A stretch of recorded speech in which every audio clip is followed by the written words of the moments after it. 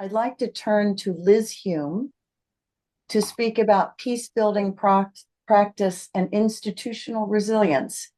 We are honored to hear from Liz Hume, the Executive Director of the Alliance for Peacebuilding, and her weighty charge of overseeing 300 other organizations and coordinating with them.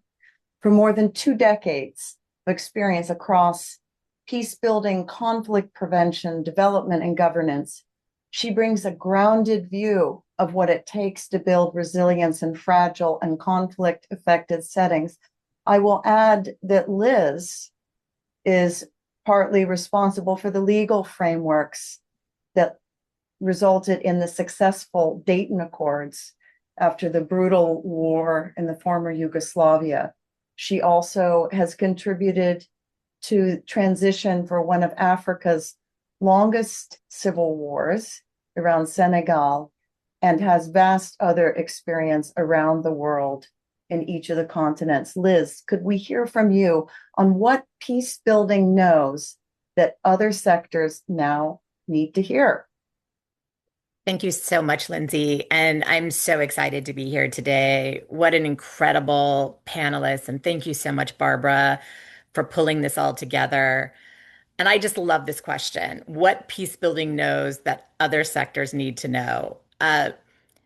Research shows us that, people don't realize how kind and generous and open-minded people are, and how actually cynical thinking deepens societal problems. Cynicism doesn't turn us into, going deep into what's wrong, but it stops us from thinking how we fix it. And that's what peace builders do in the peace building field.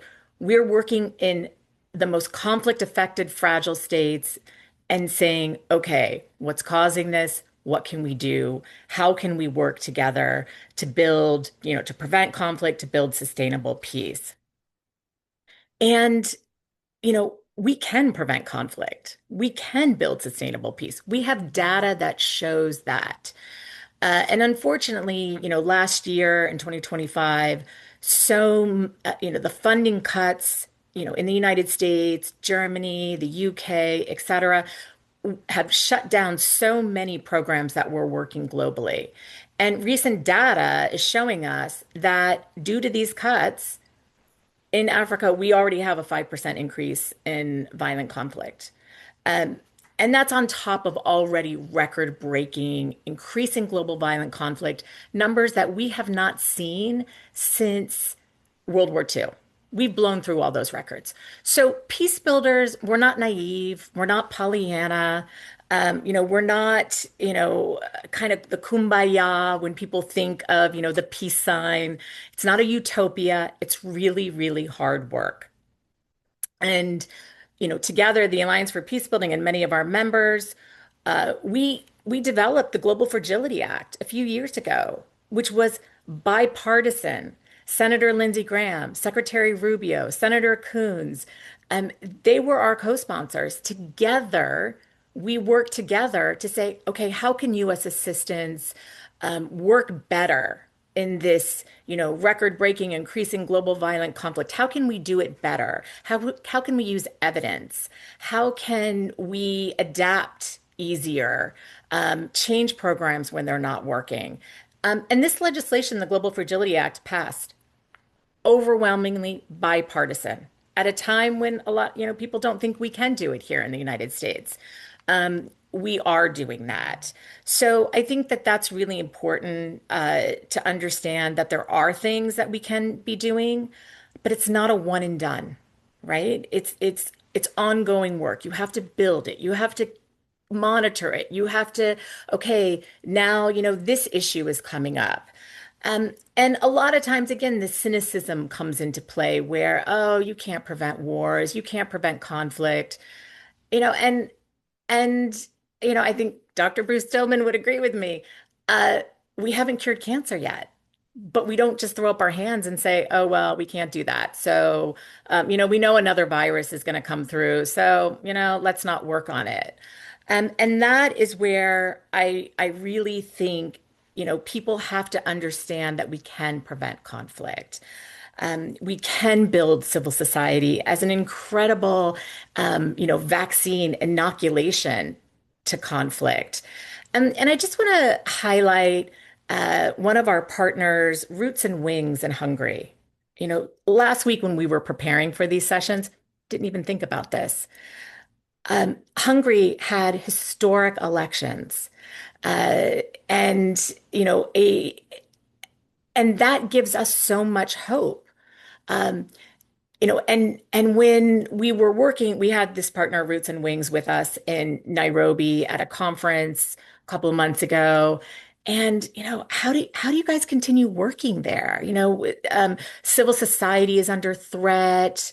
Um, you're not seeing a lot of hope there. And they're like, well, we have to continue. We have to do this work. They went where they could go. They went down at the community level. They were strengthening civil society. And, this week, I was able to write to him, you guys did it. Congratulations. There's so much that we all could be learning from you. So I think that that's a really important thing to understand how civil society, and civil society is so strong in the United States. If you look at indexes, we're off the charts on that. And that's something that we have to make sure continues here in the US. Um, but like Barbara said, we need to think big, we need to be innovative. And AFP, the Alliance for Peacebuilding is, we're stepping up. We've created a coalition on the future of peace and security. We want to make sure that we are, that our government and other governments are prioritizing conflict prevention. They're integrating it into our strategies and laws and our policies and our programs. And that's really where we need to go. And it's easy to be cynical, but we can't be because we have to start making a dent and tackling these issues. I say violent conflict is one of the greatest problems that we are experiencing right now.